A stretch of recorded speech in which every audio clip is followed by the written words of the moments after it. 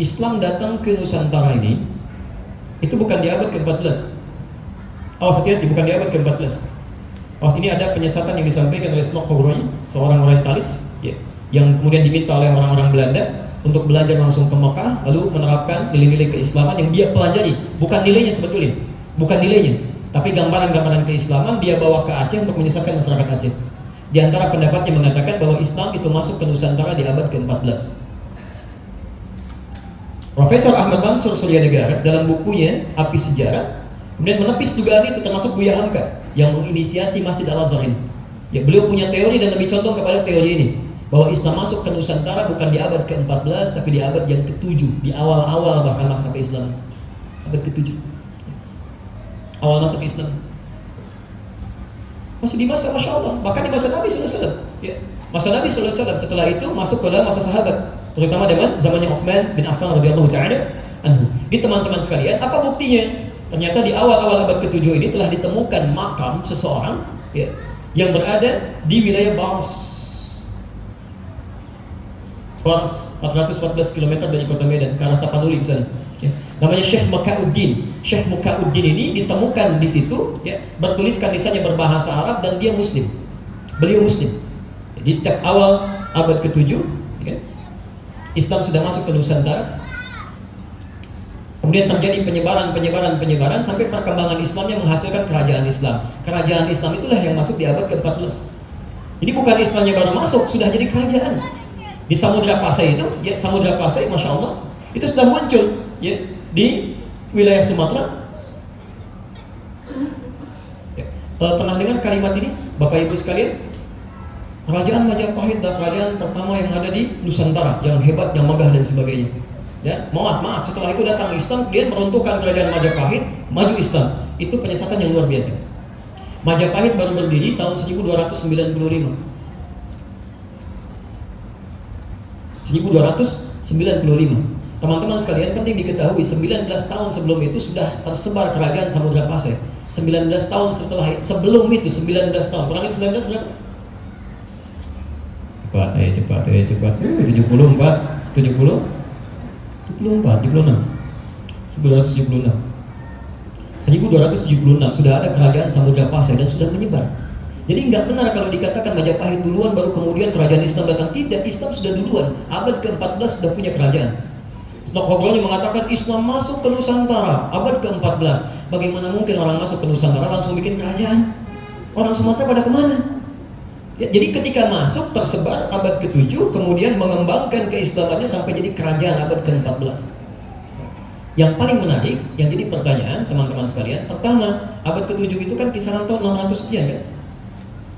Baik, Nabi lahir 571 Masehi. 571. Insyaallah. Usia 63 tahun. Kurang lebih 4, 3, 1. Baik, 634 Hijrah. Masih abad ke-7? Masih abad ke-7. Setelah beliau wafat diteruskan ya, oleh Abu Bakar, oleh Umar, oleh Uthman radhiyallahu ta'ala anhum jami'an. Ada ekspedisi, masih di abad ke-7 juga. Jadi sesungguhnya Islam masuk ke Nusantara ini masih di awal-awal masa kehidupan Nabi sallallahu alaihi wasallam dan masa awal sahabat, abad ke-7. Teruskan dulu. Nah, Islam apa yang dibawa oleh para sahabat ini sampai datang ke Nusantara dan menyebarkan sampai sekarang ada? Saya teruskan dulu. Ternyata Masya Allah, bukan yang jauh-jauh. Mereka membawa petunjuk Nabi sallallahu alaihi wasallam. Mereka ajarkan Quran. Mereka ajarkan petunjuk penjelasan hadis. Sehingga ketika Islam mulai menyebar, saya agak sedikit cepatnya karena waktunya mau habis. Ketika Islam mulai menyebar, bukan cuma di Sumatera, bahkan yang ada mulai di Jawa, sampai bahkan ke ujung Papua, sampai ada di wilayah yang disebut dengan Maluku. Maluku itu dari kata muluk asalnya. Muluk dari bahasa Arab. Ya, Malik jamaknya muluk, raja-raja. Karena di sana banyak kerajaan-kerajaan Islam pada waktu itu. Ada Ternate, Tidore, Bacan, macam-macam. Jadi Muslim. Di Maluku itu Muslim semuanya dulu. Nggak ada yang lain. Di masih Muslim, teman-teman, masih Muslim. Anda pernah punya uang 1000? Yang dulu bukan yang sekarang. Tertulis siapa di situ? Ada orang Ambon? Siapa? Kapetin? Patimuran. Nama aslinya siapa? Thomas Matulesi. Masya Allah, kapan jadi Thomas beliau? Ya, maaf kalau disebutkan Thomas yang terbayang apa? Kan cuma itu macam-macam, bisa mobil-mobilan Thomas, kereta api-apian, kan? Bisa bulu tangkis Thomas, macam-macam gitu ya. Tapi umumnya pasti nama-nama Muslim. Nama aslinya bukan Thomas, Ahmad. Ahmad Lucy. Ahmad Lucy. Ya. Ahmad Lucy. Dan beliau seorang kiai di salah satu pesantren. Pejuang luar biasa. Dulu kalau memimpin sesuatu disebut kapiten semua itu. Sampai ke Amerika ada kapten Amerika gitu kan. Semua kapiten. Patimura, asalnya namanya Ahmad Lucy. Entah kenapa tiba-tiba berubah jadi Thomas Matunisi. Ada yang salah di situ. Di sebetulnya dari ujung timur sampai dengan dari mulai Masya Allah ya, Sabang sampai dengan Merauke itu asli Muslim dari mulai abad ke-7. Maksudnya banyak wilayah-wilayah Islam yang tersebar. Hindu juga ada, ya, Hindu ada, animisme ada, kemudian dinamisme ada, Buddha juga ada. Tapi dakwah Islam sudah menggeliat di awal-awal masa ini, sudah menyebar. Pelan-pelan, jelas mesti. Bahkan yang paling menarik, dari mana tahunya yang dibawa nilai-nilai keislaman? Saat mulai kemudian masuk ke wilayah Jawa, khususnya dari Jawa Tengah ke Jawa Timur, saat ada kesulitan mendakwahkan Islam di kalangan masyarakat yang animisme dinamisme, masih senang dengan Masya Allah ya, penghambaan kepada pohon, tumbuh-tumbuhan, batu-batu pada alam. Bahkan nanti ada yang generasi Hindu di situ sebagiannya. Ketika dakwah Islam masuk ke situ, salah satunya nanti datang ulama-ulama dari luar. Saya percepat sampai masa ke tahun abad ke-13 ke sana ya. Teman-teman, datang 9 orang. Diutus kemudian ke Nusantara. 9 orang, 9 dalam bahasa Jawa disebut dengan songo. Yang dekat dengan Allah Subhanahu wa taala, rajin ibadah, baik ya para ulama ini. Ya disebut dengan wali, al-auliya at-tis'ah, wali songo. Itu aslinya ulama-ulama hebat. Ada sejarahnya. Saya tidak sembarangan menyampaikan ini ya. Saya sampai ke Aceh tuh mengejar ahli nasab. Saya ke Aceh diskusi dengan ahli nasab, belajar dari beliau. Kemudian saya pergi langsung ke daerah Jawanya, saya telusuri ya dari mulai selatan ke Jogja sampai dengan ke Semarang. Kita lihat nanti kita temukan ada salah satu makamnya juga di situ. Ya kami temukan sampai dengan ke masjidnya, dari Semarang terus ke Demak, dari Demak sampai dengan ke Kudus, ke Pati, ke Rembang, ke Wasem, sampai dengan ke Bonang. Pas sujudan Bonang saya naik ke atas, saya hitung berapa anak tangganya sampai ketemu penjaga pas sujudannya namanya Pak Abdul Wahid. Kita diskusi di situ dan sebagainya. Yang paling menarik teman-teman sekalian, mereka ketika datang membawa manhaj luar biasa. Dibawa diutus dengan 2 bendera. Satu bendera hitam yang melambangkan pada kiswah Ka'bah, nilai-nilai Quran, dan bendera hijau melambangkan pada tuntunan sunnah. Jadi begitu datang membawa tuntunan Al-Quran dan sunnah Rasulullah SAW. Ini yang mau disampaikan, ditebarkan dalam kebaikan. Ya kemudian disampaikan dalam kehidupan masyarakat yang kemudian pada saat itu terus berkembang. Singkatnya 9 orang ini, ya, ada yang berasal dari Palestina, ya, Syekh Aliyuddin, Syekh Hasanuddin. Ada yang berasal dari Mesir, Syekh Ahmad Al-Jumadil Kubra, ya. Ahmad Jumadil Kubra, beliau dari Mesir. Nanti punya 2 anak. Baik. Boleh 5 menit lagi? Saya sudah masuk tanya jawab, boleh 5 menit sebentar, saya sempurnakan dulu. Baik. Ada Syekh Ahmad Jumadil Kubra, beliau nanti bahkan punya 2 anak. Satu orang diajak ke Nusantara, namanya Maulana Ishaq. Ya, satu orang lagi tinggal di Mesir, namanya Syarif Abdullah. Dari Maulana Ishaq ini nanti turun keturunan. Ya. Yang paling menarik, keturunannya siapa? Ya, pendiri 2 ormas Islam besar di Indonesia. Kiai Haji Muhammad Hashim bin Asy'ari mendirikan NU tanggal 31 Januari 1926. Kiai Haji Ahmad Dahlan mendirikan Muhammadiyah tanggal 18 November 1912. Itu keturunan Maulana Ishaq. Kalau antum telusuri misalnya, dia di kitab misalnya kitab Syekh Muhammad Hashim bin Asy'ari punya 19 kitab. Di kitab pertamanya beliau ya Al-Adabul Alim wal Muta'allim menuliskan, disebutkan beliau ini Muhammad Hashim bin Asy'ari bin Abdul Wahid bin Abdul Halim. Nama asli Abdul Halim itu Pangeran Benawa atau Sultan Hadiwijaya, dikenal dengan Joko Tingkir bin Abdullah bin Abdul Aziz bin Abdul Rahman. Siapa beliau ini? Walid Raden Ainul Yakin, dikenal dengan Maulana Ishaq. Di Maulana Ishaq, Maulana Ishaq ini termasuk nasabnya ketemu dengan Kiai Haji Ahmad Dahlan. Nama aslinya Muhammad Darwis. Ya belajar dengan Hasyim Asy'ari di Semarang pada Kiai Haji Saleh Darat, berangkat kemudian ke Mekah, belajar pada Syekh Ahmad Khatib Al-Minangkabawi, pulang berganti nama menjadi Ahmad Dahlan. Kiai Haji Ahmad Dahlan bin Kiai Haji Abu Bakar, ya bin Kiai Ilyas bin Kiai Sulaiman bin Demang Jurang Juru Kapindo bin Demang Jurang Juru Sapisan bin Kiai Gerbak bin Maulana Ishaq. Siapa Maulana Ishaq? Anaknya Ahmad Jumadil Kubra, anak Ali Zainal Al-Kabir, anak Ali Zainal Abidin. Keturunannya dari siapa? Al-Husain. Husain adiknya Hasan, Hasan anaknya Ali bin Abi Thalib, suaminya Fatimah, putrinya Rasulullah SAW. Jadi teman-teman sekalian, yang paling menarik di sini ketika menyebar keislaman, selevel Prabu Siliwangi nanti, Prabu Siliwangi itu punya kekuasaan besar, kerajaan Hindu dari mulai Banten sampai dengan ke pertengahan Jawa itu, ya Jawa Tengah. Itu Masya Allah. Jadi begitu beliau inspeksi ke daerahnya, kemudian masuk ke daerah Subang, ya Subang. Karawang, ya, dari daerah Karawang pada saat itu.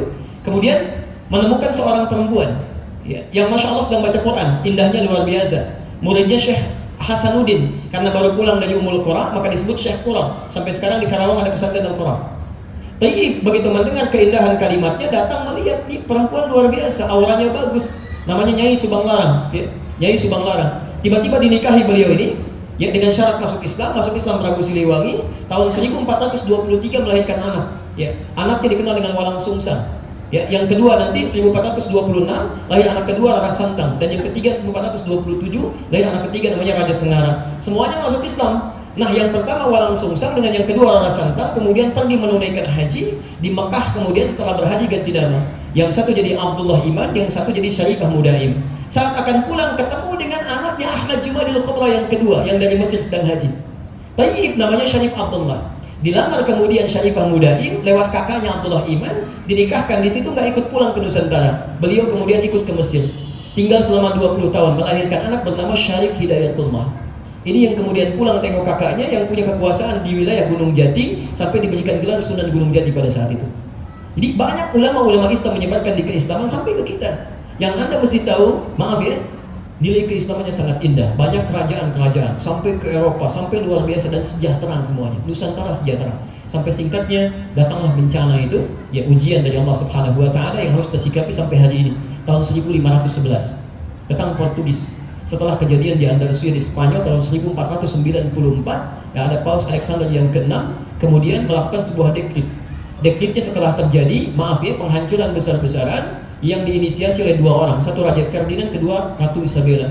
Keduanya menyatu menghancurkan orang-orang Islam di Spanyol. Semuanya habis, dibantai habis, diinkuisisi, sampai-sampai guru kami yang di luar itu menceritakan, ya, bagaimana kemudian diketahui orang Islam itu gampang. Kalau telinganya bersih berarti orang Islam, ya, karena suka berwudu. Maka caranya nanti dicari ditemukan. Ya, kalau nggak mau dia pindah, bisa dieksekusi. Dan cara dieksekusi dipotong dulu telinganya. Ada yang disalib kemudian begini, ada yang diputar-putar di roda sampai kemudian dimasukkan ke dalam penggilingan, macam-macam dia, macam-macam. Nah, teman-teman sekalian, ketika berkuasa di sana, kemudian diberikan dekrit oleh Paus Alexander yang ke-6 untuk melakukan penyebaran ekspansi, dikenal dengan 3G. 3G ya, 3G, 3G. Gold, Glory, and Gospel. Gold mencari rempah-rempah, mencari emas. Glory mencari ekspansi, ya, ekspansi menyebarkan gospel, menyebarkan misi. Maka datanglah singkatnya ke Nusantara lewat Malaka tahun 1511. Datang ke sana diinisiasi oleh Alfonso de Albuquerque. Datang dengan membawa ekspedisi. Bahkan tadinya nyasar dulu, Pak. Bukan ke Malaka, tadinya nyasar ke Goa gitu ya, ke daerah India. Cuma nanti meng-hire seorang navigator muslim namanya Ahmad bin Majid. Dia nggak tahu mau dibawa kemana, ternyata mau ke Nusantara. Masuklah lewat Selat Malaka, di situ menyebarkan keonaran. Padahal ketika Islam memegang teguh kekuasaan di Nusantara itu bagus, masya Allah. Dengan Hindu baik, dengan Buddha nggak ada masalah, dengan sekitaran nyaman, tenang. Begitu datang Portugis, tidak ada, semua emas-emas kecuali lewat kami. Kalau tidak mau diserahkan senjata, maka diambil, dimonopoli dan sebagainya. Langsung mendirikan pusat ibadah. Pusatnya disebut dengan igreja. Itu dari bahasa Latin, igreja. Orang kita kemudian menyebut dengan gereja. Jadi kata igreja asalnya. Ya. Oh, ini mohon maaf ya, ini kajiannya kajian ilmiah ya. Ini tidak mempersoalkan hal tertentu. Kalau nanti ada keberatan, kita berdiskusi secara argumentatif ya. Baik, jangan diambil sebagian lalu tiba-tiba besok saya jadi tersangka misalnya kan. Repot ini hari ini. Mohon izin ya, panitia tanggung jawab itu. Tawakal pada Allah ya, punya hamba aja ada dalam kebaikan insya Allah. Jadi teman-teman, disebut sebagai igreja pada waktu langsung didirikan. Jadi begitu datang ke tempat bikin igreja. Ya, sampai kemudian kalau kita punya ibadah pekanan di hari apa? Jumat kan? Nah, hari Jumat, maka mereka 2 hari setelah itu pergi ke gereja. 2 hari setelah Jumat hari apa? Nggak ada Minggu, Ahad. Minggu nggak ada dulu, Ahad adanya. Ya, Sabtu, Ahad mereka berangkat. Lalu orang bertanya, ini mau kemana nih orang-orang ini? Ya, orang lokal bertanya, mau kemana? Mereka mau ke gereja. Ngapain? Menyembah. Siapa Tuhannya? Nah, kepercayaan itu biasanya, ya, itu lewat perwakilan. Ya, jadi kalau mereka menyembah dari kalangan misi itu langsung pada Tuhannya lewat perwakilan. Disebut dengan santa. Makanya kalau kita kan mau memohon ampunan dosa kan langsung kepada Allah ya. Minta, kalau ini enggak, penebusan dosa datang dulu, mengakui kan. Kemudian setelah itu lewat perwakilan baru dimohonkan. Ya Bapak, saya mohon maaf selama ini saya berbuat salah begini di balik dinding atau di satu tempat. Nanti Bapaknya mengatakan baik begini semoga kau diampuni, infak sekian. Ya misalnya kalau Bapak salah kemana minta ampunnya? Enggak ya, itu kalimat yang lain. Nah, jadi lewat perwakilan disebut dengan Santa. Ya, Santa yang dikenal pada saat itu disebut Santa Domingo. Jadi kalau ditanya mau kemana nih, ibadah ke Santa Domingo, Santa Domingo, Santa Domingo. Orang kita sampai sekarang nggak suka yang panjang-panjang. Sampai saya di Timur Tengah kalau olahraga pun teman bawa bola Muhammad, Abdul Rahman, kita panggil lengkap. Syekh Muhammad, Muhammad Wazi, Azi, bagi-bagi sini. Orang kita enggak. Mad open. Didi open, kan? Domingo, Minggu. Jadilah Minggu pada saat itu sampai sekarang. Minggu itu asalnya dari sini. Makanya sampai sekarang, Masya Allah, Minggu kan mereka ibadah. Sampai sekarang. Silakan cek ya, saudara-saudara kita misalnya yang Nasrani, saudara dalam kemanusiaan, ya, itu kan ibadahnya Minggu kan? Betapa besar toleransi umat Islam di muka bumi ini. Hanya di Indonesia. Silahkan Anda cek ya. Di Timur Tengah, hari liburnya pasti Jumat, karena di situ umat mayoritasnya ibadah. Di Eropa, di Amerika, hari liburnya pasti hari Ahad, Sunday, Minggu, karena di situ mereka ibadah. Di Indonesia, 85% lebih umat Islam.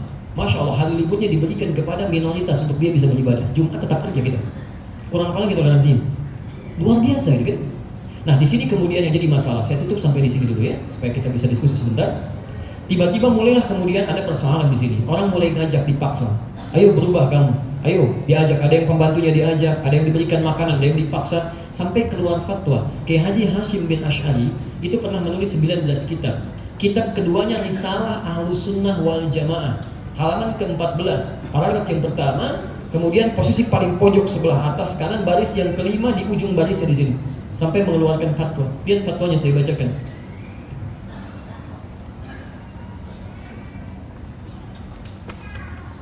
Lihat kalimatnya. Wakila dan disebutkan menurut pendapat para ulama, bahkan disebutkan wakila fil anwari, disebutkan fatwa dalam kitab Al-Anwar. Ya, teruskan langsung ke baris kelimanya. Ya. Walikulli fa'ilin fi'lan, dan bagi setiap orang yang ikut-ikutan secara nyata. Ya, awas hati-hati, melakukan perbuatan la yasduru illa min kafir, kecuali melakukan perbuatan niru-niru yang tidak bersumber kecuali dari orang-orang kafir. Kasujudi lis-shalib, seperti ikut-ikutan, ya, ikut-ikutan menyembah yang bukan bagian dari persembahannya, salib. Ya, salib itu tanda dari saudara kita secara kemanusiaan di Kristen, ya. Ikut-ikutan di sana menyembah, awin nari, atau kepada api, atau kemudian awil masyi ilal kanais, atau jalan ikut-ikutan ke gereja. Kanais itu jamak dari kata kanisa.